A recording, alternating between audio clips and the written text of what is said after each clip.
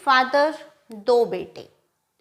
Father का नाम है सेंटेंस और बेटों का नाम है, मीन्स पहले बेटे का नाम है सब्जेक्ट और दूसरे बेटे का नाम है प्रेडिकेट। प्रॉब्लम क्या है? झगड़ा किसके बीच में? सब्जेक्ट और प्रेडिकेट के बीच में। अब सब्जेक्ट और प्रेडिकेट दोनों की बहुत जबरदस्त लड़ाई होती है। सब्जेक्ट बोल रहा है कि मैं ज़्यादा इंपॉर्टेंट हूँ सेंटेंस के लिए, मीन्स अपने फादर के लिए, और प्रेडिकेट बोल रहा है कि नहीं, मेरे बिना तो सेंटेंस इनकम्प्लीट है, मीन्स मेरे बिना तो हमारे जो फादर हैं वो इनकम्प्लीट हैं। अब क्या हुआ कि सेंटेंस अपने उन दोनों बच्चों को पकड़कर मेरे पास लाया। तो मैंने पूछा क्या हुआ, तो सेंटेंस ने बोला कि मैम इन दोनों की लड़ाई हो रही है, ये कह रहा है मैं इंपॉर्टेंट हूँ, ये कह रहा है मैं इंपॉर्टेंट हूँ। तो मैंने सेंटेंस से पूछा अच्छा आप बताओ आपको क्या लगता है कि कौन ज़्यादा इंपॉर्टेंट है।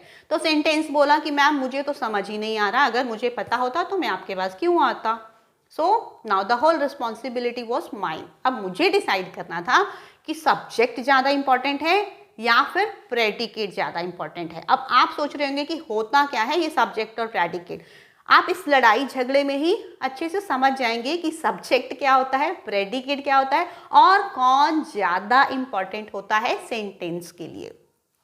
तो इसके लिए अगर आपको सेंटेंस के बारे में नहीं पता तो आप मेरी ये वाली वीडियो देख लें, क्योंकि इसमें मैंने पूरा अच्छे से सेंटेंस के बारे में बताया है और कितनी तरह के सेंटेंसेस होते हैं वो भी बता दिया है। तो आप प्लीज़ इस वीडियो को चेक कर लेना, ये आपको ग्रामर की प्लेलिस्ट में मिल जाएगी और उसका लिंक डिस्क्रिप्शन और कॉमेंट में भी मिल जाएगा आपको। So let's continue. तो अब क्या था कि मेरे सामने थे सेंटेंस और उसके दो बेटे सब्जेक्ट और प्रेडिकेट। अब पहले मैंने सब्जेक्ट से पूछा, क्योंकि सब्जेक्ट बड़ा बेटा था। सब्जेक्ट को बुलाया पहले अपने पास और मैंने बोला ओके आप बताओ आप क्यों सोचते हो ऐसा कि आप ज़्यादा इंपॉर्टेंट हो।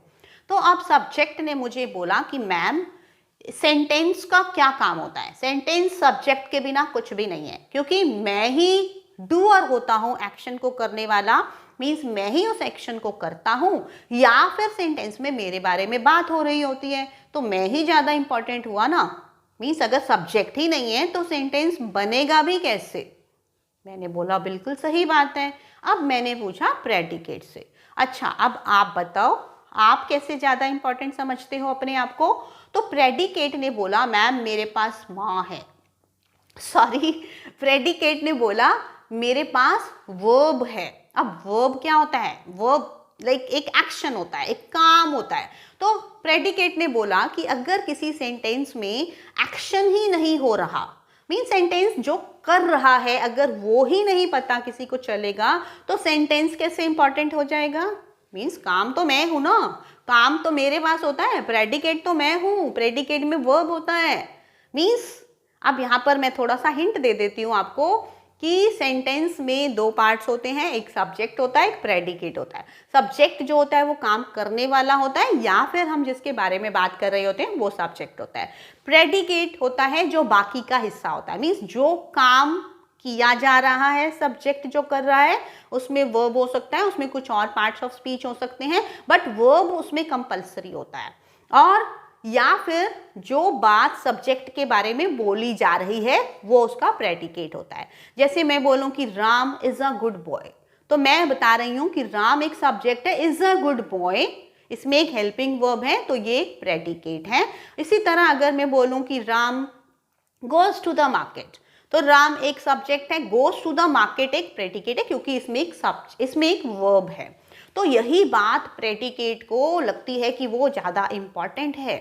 तो मैंने बोला ठीक है टेस्ट करते हैं कि अब कौन ज़्यादा इंपॉर्टेंट है, सब्जेक्ट या फिर प्रेडिकेट। अब मैंने सेंटेंस को फिर से अपने पास बुलाया। क्या था वो सेंटेंस था, Ravi goes to the market, Ravi goes to the market. अब अगर हम इसमें सब्जेक्ट और प्रेडिकेट दोनों को अलग अलग कर देते हैं तो लाइक सब्जेक्ट जो है वो हमारा हो गया Ravi, goes to the market हो गया उसका प्रेडिकेट। तो अगर हम दोनों को अलग अलग पढ़ें, लाइक रवि, अगर मैं बोलूँ सिर्फ रवि तो क्या कोई सेंस आती है?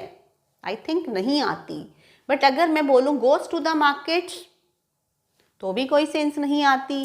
तो कंक्लूजन क्या निकला कि दोनों ही इंपॉर्टेंट हैं, सब्जेक्ट भी इम्पॉर्टेंट है, प्रेडिकेट भी इम्पॉर्टेंट है। मीन्स अगर हम बोलें कि रवि डैश कुछ भी नहीं, तो रवि का कोई एग्जिस्टेंस नहीं है, वो कोई सेंटेंस को फ्रेम नहीं कर सकता। बट यहाँ पर अगर मैं आपको एक और एग्जाम्पल दूं, जैसे कि गो, अगर मैं किसी से बोलती हूँ गो, सिट, कम, तो ये क्या है? ये वर्ब्स हैं बट इनमें सब्जेक्ट कहाँ है? सब्जेक्ट है बट वो हिडन है। मीन्स अगर मैं बोलती हूँ गो मीन्स यू गो मीन्स मैं किसी को इंस्ट्रक्शन दे रही हूँ। ये इंपेरेटिव सेंटेंसेस होते हैं, इसके लिए फिर से आपको मैं रिकमेंड करूंगी आप सेंटेंसेस वाली वीडियो देख लें। तो हम बिना सब्जेक्ट के वर्ब से तो एक सेंटेंस बना सकते हैं, बट हम बिना वर्ब के खाली सब्जेक्ट से सेंटेंस नहीं बना सकते। तो इससे हमें ये पता चलता है कि सब्जेक्ट और प्रेडिकेट में प्रेडिकेट जो है वो थोड़ा सा ज़्यादा इम्पॉर्टेंट है, बट दोनों ही इम्पॉर्टेंट हैं। बट बिना सब्जेक्ट में सब्जेक्ट को वो हाइड करके बैक साइड में रख के एक सेंटेंस को फ्रेम कर सकता है, बट खाली सब्जेक्ट जो है, अकेला सब्जेक्ट जो है वो नहीं कर सकता, वो सेंटेंस फ्रेम नहीं कर सकता। सो नाउ द कंक्लूजन केम कि subject and predicate both are equally important. Only 1% we can say that predicate is more important. तो अब सेंटेंस को थोड़ा सा समझ में आ गया कि ठीक है, मेरे दोनों बेटे मेरे लिए इम्पॉर्टेंट हैं, बट थोड़ा सा सेंटेंस सब्जेक्ट को प्रेडिकेट का सपोर्ट चाहिए। तो दोनों को प्यार से हमने समझा बुझा दिया, दोनों खुश हो गए। सब्जेक्ट को समझा दिया कि कोई बात नहीं बेटा, आपका भाई है, इस तरह भाइयों में लड़ाई होना अच्छी बात नहीं है। तो दोनों ही शांत होकर चले गए। थिंक इस लड़ाई झगड़े की स्टोरी के थ्रू आपको अच्छे से समझ में आ गया होगा कि सब्जेक्ट क्या होता है और प्रेडिकेट क्या होता है, सेंटेंस में क्या इंपॉर्टेंस होती है और दोनों में से ज़्यादा इंपॉर्टेंट कौन सा होता है। आई होप आप समझ गए होंगे। So if you found this video interesting and useful, please like it and don't forget to share it. And again I would say if you have not subscribed to the channel yet, please do that, क्योंकि यहाँ पर हमारे channel पर series चल रही है जिसमें हम इस तरह से फन वे में इंग्लिश सीखते हैं daily. So stay tuned for the next video. कल की हमारी वीडियो बहुत ही ज़्यादा इम्पॉर्टेंट है, क्योंकि कल की वीडियो में हम सीखने वाले हैं बिना प्रेपरेशन के किसी भी टॉपिक पर कैसे बोलना है और लिखना है। ग्रुप डिस्कशन में, किसी एसे में, किसी आर्टिकल में, किसी लेटर में, कहीं पर भी, किसी इंटरव्यू में अगर आपको सडनली कोई टॉपिक दे दिया जाता है तो उसकी एक बहुत ही इम्पॉर्टेंट, बहुत इंटरेस्टिंग टेक्निक मैं आपको बताने वाली हूँ। तो उसको अपना कर आप कहीं भी किसी भी जगह पर इंग्लिश में बोल सकते हैं। Stay tuned for that video. Thank you so much.